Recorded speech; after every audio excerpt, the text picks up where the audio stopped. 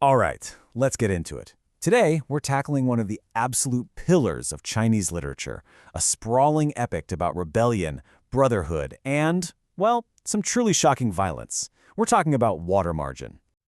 So, right off the bat, we're faced with this huge puzzle, right? The heroes of this story are celebrated. They're legendary. But their actions, oh man, they are often just savage and deeply, deeply disturbing. So how does that work? How do we square it out circle? Okay, so to really get our heads around this, we first have to talk about just how important this book is. And then we're going to face that core problem head on.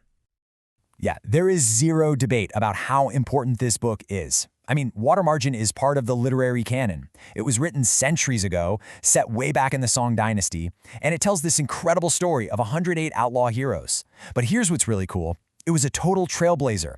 It used the common, everyday spoken language of the people to tell its story. And trust me, back then, that was a pretty revolutionary thing to do. But here it is. Here's that contradiction we've been talking about. For all of its fame and literary genius, this novel is just filled with some of the most shocking and frankly sadistic violence you can imagine.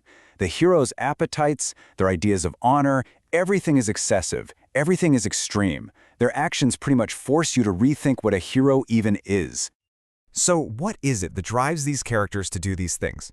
It's not as simple as just good versus evil. No. What's really going on here is a clash between two powerful, competing ideas of what is right.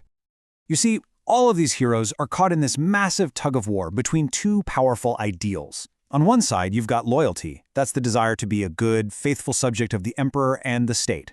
But on the other side, you've got righteousness, which is this intense, personal code of honor that binds them together as a brotherhood of outlaws. And that's the wild thing about loyalty here. It meant they wanted to prove their allegiance to the exact same system that, for most of them, had totally failed them and kicked them out. Isn't that something? Their endgame wasn't to topple the emperor, it was to get a pardon and be welcomed back. And then there's righteousness. This was their code. It was immediate, it was personal, and yeah, it was often incredibly violent. It was the glue that held the brotherhood together. It demanded that if a brother was wronged, you get vengeance. You take the law into your own hands, because you already know the official system is broken. Now this whole moral mess, it's completely intentional, and the author has a very clever way of guiding us through it. It really is all about how the story is told. The book is written in this amazing storyteller's style. It's like you're sitting in an old marketplace, listening to someone spin a yarn. The narrator is constantly interrupting, breaking that fourth wall, talking right to you, the reader. It's a constant reminder that, hey, you're listening to a story here. And all these little tricks, the narrator's voice, the poems, the structure, they all work together to do one really important thing. They create what scholars call an artful distance. By keeping you just a little bit removed from the action, the author is basically pushing you to think critically about all this violence, not just get swept up in it and accept it. Okay, so let's make this less abstract. We're going to look at three specific characters who really bring these paradoxes to life. First, we've got Lin Cheng, the tragic hero. Now, this guy is not your typical rebel. Not at all. He's a good, loyal, law-abiding man who gets systematically and just tragically pushed into becoming an outlaw. And his story is the perfect example of the novel's main argument. The whole system has become so corrupt that being loyal is impossible.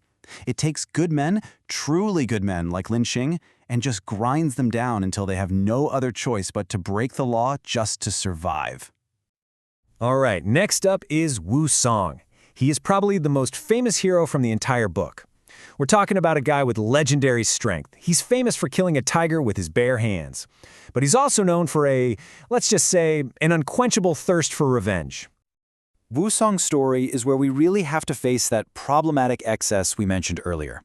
His idea of righteousness is absolute. There are no half measures. When he goes for revenge, it isn't just an eye for an eye. Oh no, it escalates into these terrifyingly bloody massacres of entire households.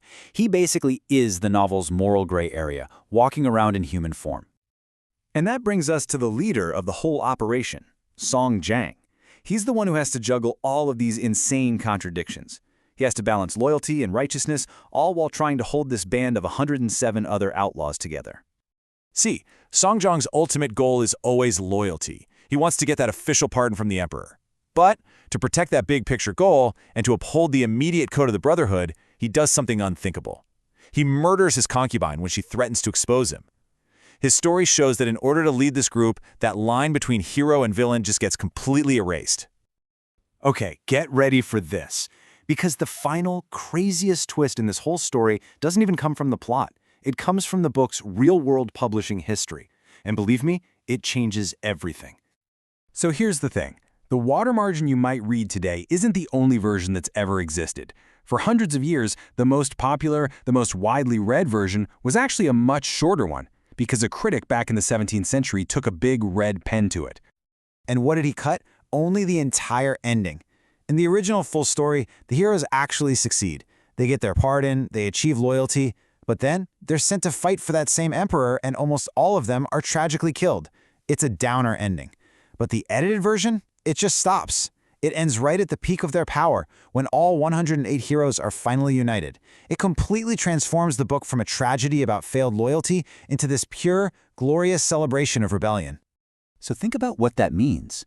For centuries, the public perception of water margin, this idea of it being this all-out, super-violent tale of rebellion, was shaped by one guy's edit. The most famous version of the book basically cranked up the violence, but chopped off the tragic political conclusion that gave it all meaning. So when you put it all together, what do you have? Water margin is just this monumental achievement. It's a game changer for its use of language. It's a deep moral puzzle that makes you think. It's a story whose meaning literally changed over the centuries. And it laid the groundwork for so many other classic novels. It's a thrilling adventure for sure, but it's also this incredibly deep dive into the meaning of justice. Ultimately, the book is a masterclass. It took the form of a popular, action-packed story and used it to ask these huge, timeless questions about power, about loyalty, and about right and wrong. It's a brutal, it's a complex, and it's a tragic critique of a corrupt world. And that is why it remains an absolute, undisputed masterpiece of world literature.